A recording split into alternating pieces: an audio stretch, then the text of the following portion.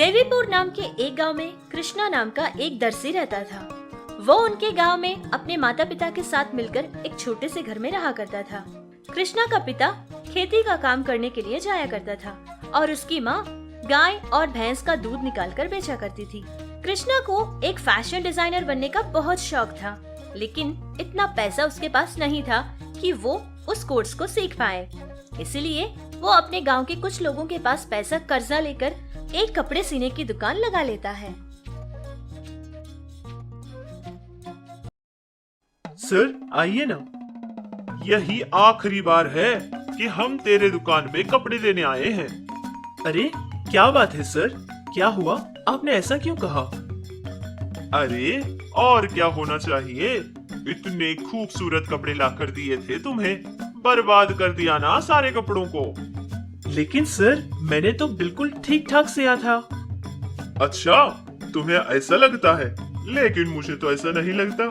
इस शर्ट को तो देखो कैसा लग रहा है, ऐसे लगता है जैसे कि इसके बदन पे ही सी दिया हो। और ये पैंट को देखो भाई, कितनी छोटी लग रही है। लोग देखेंगे तो उससे यही पूछेंगे कि तेरे छोटे भाई के कपड़े तो नहीं पहन लिए, कपड़ों का तो सत्यानाश कर दिया तूने। अरे नहीं नहीं पिताजी, ऐसे तो किसी ने नहीं कहा था, बल्कि मेरे सारे दोस्तों ने ये कहा था कि मेरे कपड़े तो बहुत अच्छे लग रहे हैं। और उन्होंने ये भी पूछा कि क्या ये कपड़े मैंने शहर में सिलवाए। और तो और पिताजी, ये कपड़े मुझे भी बहुत अच्छे लगे पिताजी। और आज के बाद मैं मेरे सारे के सारे कपड़े इसी भैया से सिलवाऊंगा पिताजी। अरे अपना मुंह बंद रख नास पीटे। और हाँ तुम, मुझे लगा कि अभी जो नए कपड़े सिलवा रहा हूँ वो कम से कम 4 साल पहनाऊंगा अपने बेटे को, लेकिन तूने ऐसे सिए कि बस 6 महीने में ही इसके लिए छोटे पड़ जाएंगे। पता नहीं इन गांव वालों को मेरी खूबियां कब नजर आएंगी। अभी भी कितने पुराने जमाने में रहते हैं ये सारे लोग। हाँ हाँ, अब अपनी तारीफें खुद ही बैठकर करते रहना। तुम्हारी ये दुकान तुम्हें ही मुबारक हो। कृष्णा उनके गांव के लोगों के कपड़े बहुत ही अच्छे तरीके से, बहुत ही वैरायटी डिजाइन्स के साथ सिया करता था, लेकिन उन गांव वालों को वो फैशन बिल्कुल पता नहीं था, जिससे सारे लोगों को यही लगता था कि जो कोई भी कृष्णा को अपने कपड़े देगा वो तो कृष्णा बिगाड़ के ही रख देगा। इस तरह सारे लोगों की जुबान पे चर्चा होने लगी कि कृष्णा बिल्कुल कपड़े अच्छे नहीं सिलता, जिससे सारे लोग उसकी दुकान को जाना छोड़ देते हैं। और कृष्णा अगर दूसरा काम करने का सोचेगा भी तो उसको कपड़े सिलने के सिवा दूसरा कोई काम नहीं आता था। और इधर उसके दुकान का मालिक वो सीधी तरह से किराया नहीं देता है, इस बात से रोजाना आकर पैसा मांगा करता था। कुछ दिनों तक वो बिल्कुल पैसा नहीं दे पाया था, जिससे बहुत गुस्सा होकर वो आकर कृष्णा की दुकान पर ताला लगा देता है और चाबी अपने साथ ले जाता है और जाते समय कहता है कि पूरा पैसा जब तक वो नहीं देगा तब तक वो इसकी चाबियां वापस नहीं लौटाएगा।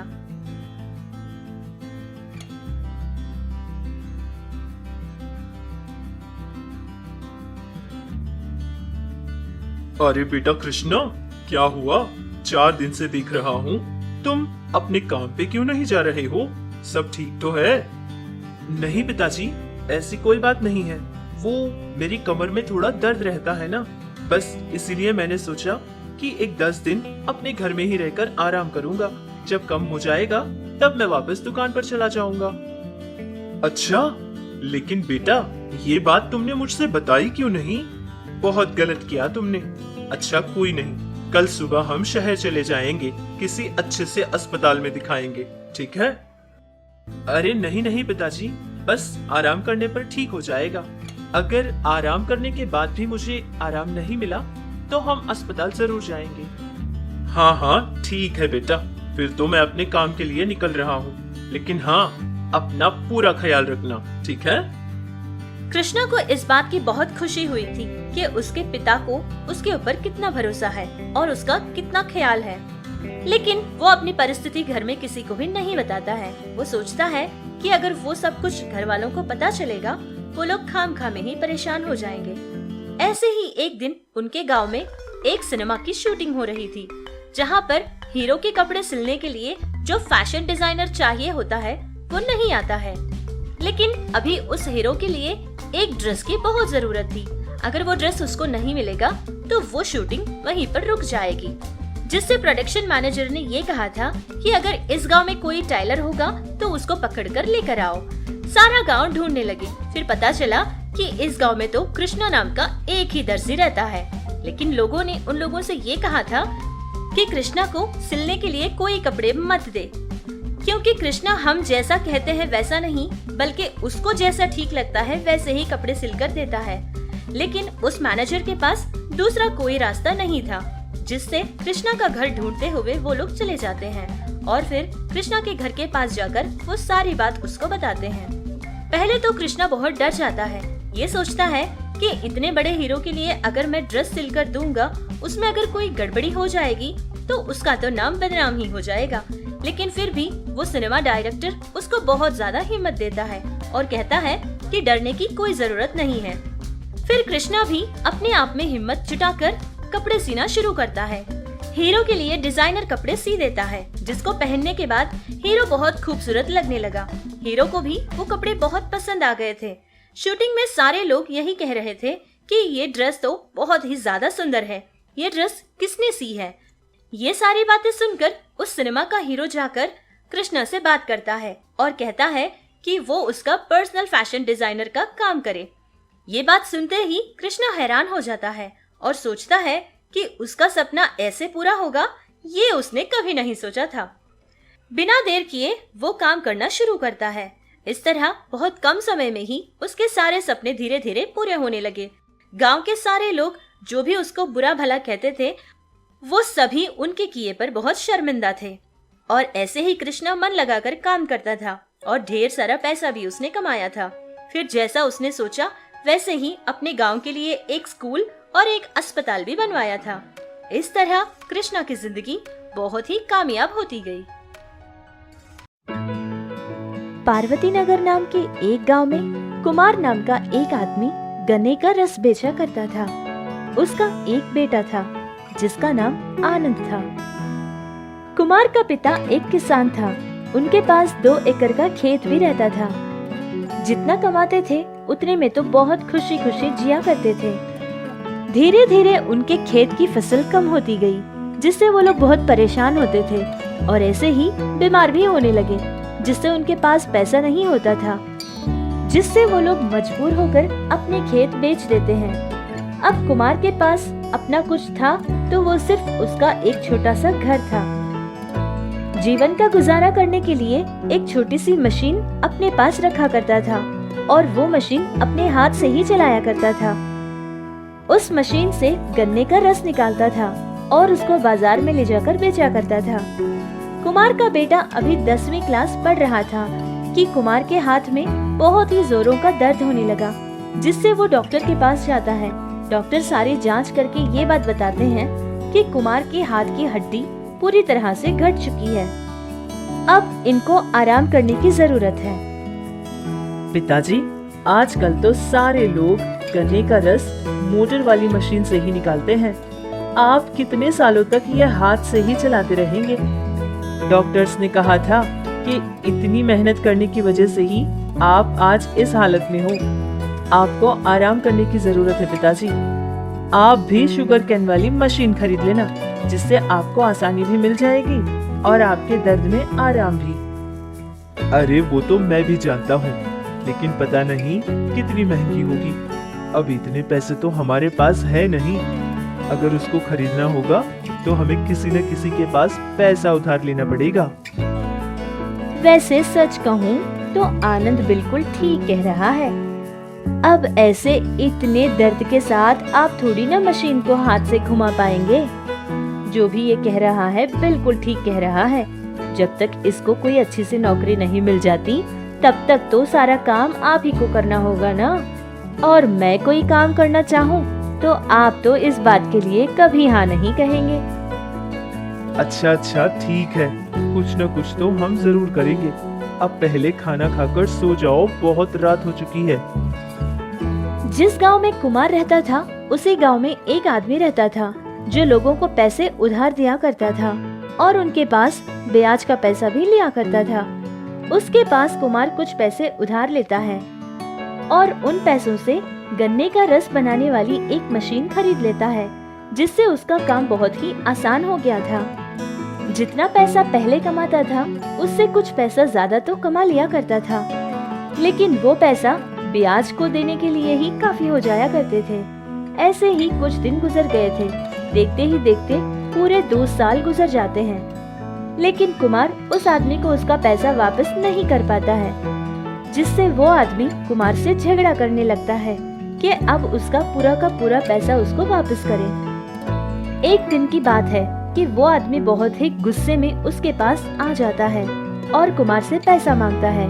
कुमार के पास कोई जवाब नहीं होता है, जिससे उस आदमी को बहुत गुस्सा आ जाता है। गन्ने की रस वाली मशीन पर जो मोटर लगी हुई थी उसको निकालकर वो अपने साथ लेकर चला जाता है। कुमार बेचारा बहुत ही मजबूर था, वो कुछ नहीं कर पाता था, लेकिन घर चलाना उसकी जिम्मेदारी थी, इसलिए उसने पहले की तरह फिर से गन्ने का रस अपने हाथ से ही निकालना शुरू किया था, जिससे थोड़े ही दिनों में उसका दर्द फिर से बढ़ गया था। और उस वक्त कुमार का बेटा आनंद पॉलिटेक्निक की पढ़ाई कर रहा था।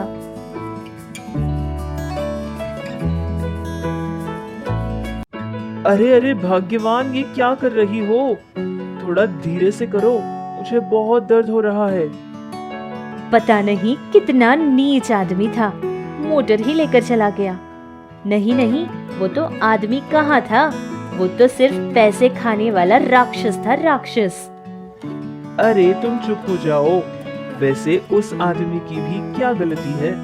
मैं तो उसको यही कहता था कि उसका पैसा जल्द से जल्द मैं वापस कर दूंगा, लेकिन मैं दे नहीं पाया, इसीलिए उसको जो ठीक लगा उसने किया। अच्छा वो सब छोड़ो और मेरे हाथ को भी छोड़ दो। उस आदमी का सारा गुस्सा तुम मेरे हाथ पे निकाल रही हो, भाग्यवान। क्या? मैं आपकी सेवा कर रही हूँ और आप जो मन में आया बोले जा रहे हो। ये लो, अपनी हाथ की मालिश अब खुद करो। इतना कहकर कुमार की पत्नी बहुत ही गुस्से से घर के अंदर चली जाती है, लेकिन बाहर खड़ा आनंद ये सारी बातें सुन रहा था। उसने सोचा कि वो अपनी पढ़ाई को छोड़ देगा और अपने माता पिता की सहायता करेगा। इस बारे में उसने बहुत बार कुमार के सामने बात की थी, लेकिन कुमार ने इस बात के लिए कभी हाँ नहीं कही थी, क्योंकि वो जानता है कि पढ़ाई न करने के कारण भविष्य में कैसे कैसे मुश्किलात का सामना करना पड़ता है, और कुमार ये बिल्कुल नहीं चाहता था कि उसके बेटे को भी ये सब कुछ देखना पड़े। हमेशा वो यही सोचता था कि वो खूब मेहनत करेगा, अपने परिवार का पूरा ख्याल रखेगा, लेकिन आनंद से अपने माता पिता की ये तकलीफ और ये हालत देखी नहीं जाती थी। हमेशा यही सोचता रहता था कि किस तरह वो अपने पिता की सहायता करे। एक दिन की बात है, वो ऐसे ही बैठकर बहुत देर रात तक सोचता रहा। फिर उसने देखा कि उसकी आंखों के सामने एक बहुत ही पुराना स्कूटर पड़ा हुआ था, जो कि बहुत ही पुराना था और बेकार था। सुनिए पिताजी, आपकी जो पुरानी वाली गाड़ी पड़ी है, क्या मैं वो ले सकता हूँ? अरे आनंद बेटा, अब उस पुरानी सी स्कूटर का तू क्या करेगा? वो तो चलती भी नहीं है। हाँ हाँ पिताजी, मैं सब जानता हूँ। मैंने उसके बारे में कुछ सोचा है, इसीलिए तो मांग रहा हूँ। अगर आपको कोई परेशानी नहीं तो मैं उससे कुछ करने वाला हूँ। अच्छा अच्छा ठीक है, अगर तेरी कुछ जरूरत के लिए वो काम आ जाएगी तो इससे अच्छा और क्या होगा। वैसे भी कितने सालों से उसी कोने में पड़ी है। फिर आनंद बिना देर किए उस पुरानी स्कूटर के सारे हिस्सों को अलग अलग कर देता है और उसके अंदर से मोटर को निकालता है। बहुत ही मेहनत करके उस मोटर को ठीक करता है और उसके पिता के गन्ने के रस की बंडी के पास चला जाता है और उस हैंड मशीन से स्कूटर की मोटर को लगाकर उसके ऊपर से एक बेल्ट पहना देता है। फिर मोटर को ऑन करता है। मोटर के ऑन करते ही वो मशीन चलने लगी। ये सब कुछ देखकर वो बहुत खुश हो गया था। ये बात अपने माता पिता को कहता है। ये सब कुछ सुनकर आनंद के माता पिता दोनों ही बहुत ज्यादा हैरान थे। अब देखते ही देखते उसका काम दोबारा से शुरू हो गया था। शुगर कैन वाले स्कूटर के पास आकर गन्ने का रस पीना सबको बहुत अच्छा लगता था। जिससे उसका काम बहुत कम समय में ही बहुत जोरों से चलने लगा। उसके फायदे भी कुमार को बहुत अच्छे मिलने लगे। धीरे धीरे जितने भी लोगों के पास उसने पैसा कर्जा लिया था, सारे लोगों का कर्जा चुका देता है और बहुत खुशी खुशी जीने लगते हैं। ये सब कुछ देखकर जो आदमी कुमार की मोटर लेकर चला गया था, वो दोबारा से लाकर उसको दे देता है। इस तरह वो लोग बहुत ज्यादा तरक्की करने लगे। फिर उसके बाद आनंद भी अपनी पढ़ाई दोबारा शुरू कर देता है और मन लगाकर पढ़ता है, जिससे उसको भी बहुत अच्छी नौकरी मिल जाती है। लेकिन कुमार ने अपना शुगर कैन वाला स्कूटर तो नहीं रोका था, वो ऐसे ही मन लगाकर काम करता रहा। इस तरह उनकी जिंदगियां खुशी खुशी गुजरने लगी।